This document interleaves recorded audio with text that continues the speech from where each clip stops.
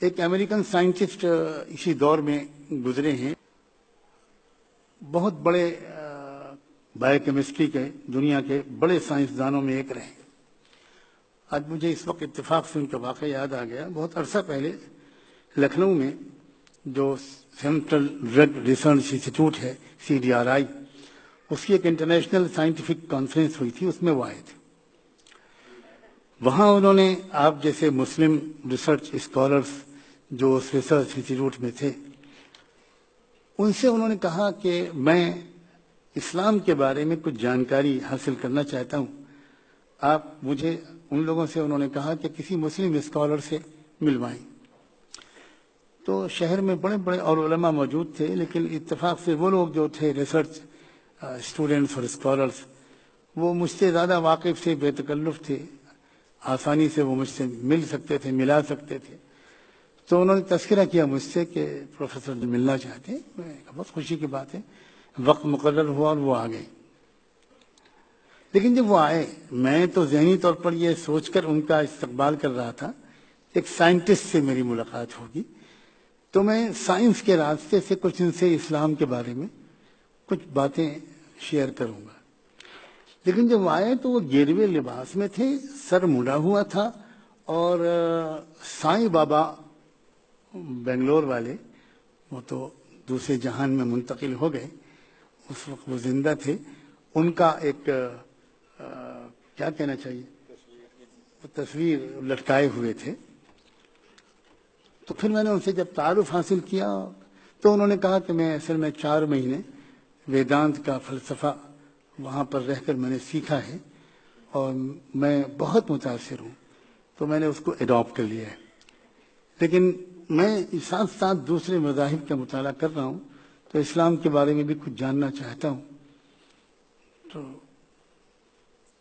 میں کیونکہ اس ویدانت کے فلسفے سے واقف تھا، حسن اتفاق کہیے ایسو اتفاق کہ میں نے ویدانت کو خود پڑھا، ویداس پڑھے، اپنشد اور پران پڑھے، تو میں سمجھ گیا کہ یہ اس وقت کس وادی میں ہے، کس اسٹیج میں ہے۔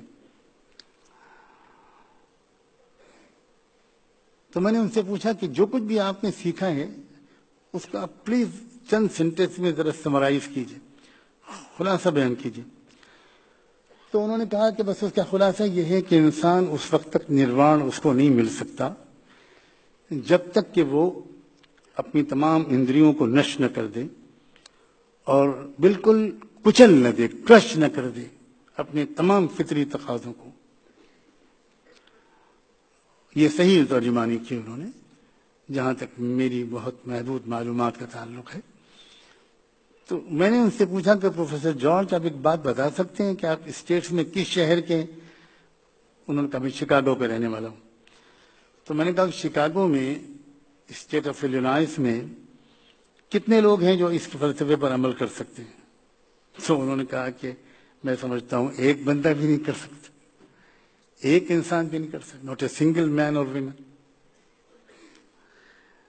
تو میں نے ان سے پوچھا کہ آپ کتنے بڑے سائنٹسٹ ہیں اور آپ ایسی بات کو قبول کر رہے ہیں جو آپ خود کہہ رہے ہیں کہ پریکٹیکل نہیں ہے، کوئی کر نہیں سکتا۔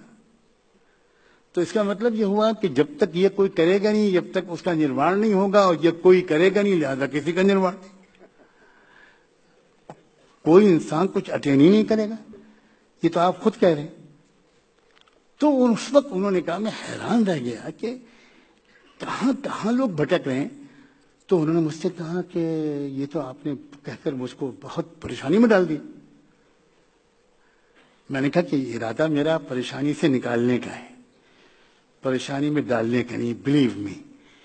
لیکن میں اس وقت واقعی آپ کو داد دیتا ہوں کہ آپ نے سچ بات کہی، اور پلیز آپ اس پر سنجیدگی سے غور کیجیے۔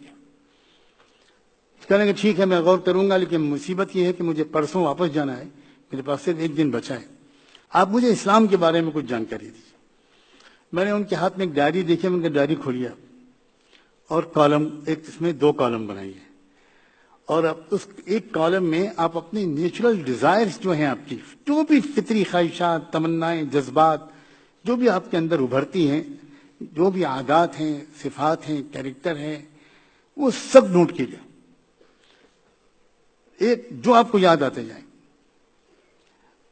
آپ لو لکھیے, محبت لکھیے, نفرت لکھیے, وعدہ پورا کرنا, وعدہ خلافی لکھیے, حیا, شرم لکھیے, ماڈسٹی لکھیے, جنرosity لکھیے, ٹائم مینجمنٹ لکھیے, وغیرہ وغیرہ, جو آپ کا وہ یاد آتا جائے. میں خاموش بیٹھا ہوں, آپ لکھیے اور ایک ایک چیز بولتے جائیے. اور پھر آپ خود اس کے سامنے آپ کی فطرت کس چیز کو لائک کرتی ہے اور کس چیز کو ڈس لائک کرتی ہے, آپ خود لکھیے. بہت اچھا. وہ ایک بہت ہی اچھے اسٹوڈنٹ کی طرح باقاعدہ وہ لکھتے رہے, میں چپ چاپ بیٹھا رہا. شاید 40-45 منٹ ہو گئے. انہوں نے کہا کہ جتنی چیزیں یاد آئیں وہ تقریباً 50 اینڈ ابو ہیں, وہ میں نے لکھ لی. تو میں نے کہا اب آپ مجھے نہ بتائیے کہ آپ کی فطرت نے کس چیز کو لائک کیا, کس چیز کو ڈس لائک کیا, لیکن ایک دوسرا کالم جو آپ نے بنایا ہے اس میں آپ ایک لفظ بولتے جائیے, میں بتاتا جاؤں گا کہ اسلام کس چیز کو لائک کرتا ہے, کس چیز کو ڈس لائک کرتا ہے, کس چیز کو لائک کرتا ہے, کس چیز کو ڈس لائک کرتا ہے. اب وہ بولتے گئے اور میں اسلام کے اعتبار سے ان کو بتاتا چلا گیا.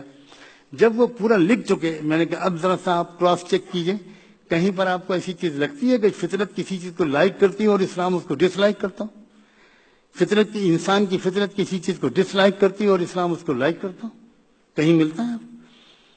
تو آپ یقین کریں میرے عزیز نوجوانوں, he was absolutely stunned. وہ بالکل, جب وہ وہاں تک پہنچے تو کہنے لگے what do you mean مولانا نعمانی, آپ کیا کہنا چاہتے ہیں؟ میں نے کہا میں صرف یہ کہنا چاہتا ہوں کہ اسلام از نتھنگ بٹ فطرت, نتھنگ. اندر کی ایک انسان کی آواز ہے. یہ تو اس مالک کا احسان ہے کہ اس نے ہم کو ہیڈ ایک سے بچا لیا, ہمارا ٹائم بچا لیا. ہمارے اندر کی آواز کو خود اس نے الفاظ دے دیے, اس نے باہر سے کوئی چیز ہم کو نہیں دی. فطرت اللہ التی فطر الناس علیہا ذالک الدین القیم. اللہ اکبر. یہ ہے اسلام کی طاقت, اور یہ ہے ادعو الی سبیل ربک بالحکمت. کیا مطلب ہے اس کا؟ کہ دعوت حکمت کے ساتھ ہونی چاہیے. اس وقت تو اللہ کا بندہ چلا گیا, لیکن بہت خوش ہوں گے آپ سب, آپ کے پیشانیوں سے ایمان کا نور جھلک رہا ہے. تقریباً 2.5-3 مہینے کے بعد اس بندے کا فون آیا اور اس نے کہا کہ میں اس وقت شکاگو کے اسلامک سینٹر سے آپ کو فون کر رہا ہوں اور میں نے ابھی کلمہ شہادت قبول کیا. لاکھوں لوگ, کروڑوں لوگ پوری دنیا میں ایسے موجود ہیں. کوئی سماج اچھے انسانوں سے اور سچائی کے پیاس سے خالی نہیں ہے. ہم ہی سو گئے داستاں کہتے کہتے, ہم ہی نے اصل میں مارکیٹنگ کرنی چھوڑ دی, ہم ہی نے لوگوں سے محبت کرنا چھوڑ دیا, ہم ہی نے لوگوں پر ترچھی نگاہیں ڈالنی شروع کی, کیونکہ ہم نے مزاج دعوت, مزاج نبوت, اپنا قومی فریضہ, اپنا اصل وہ کام, اپنا وہ مشن وہ چھوڑ دیا.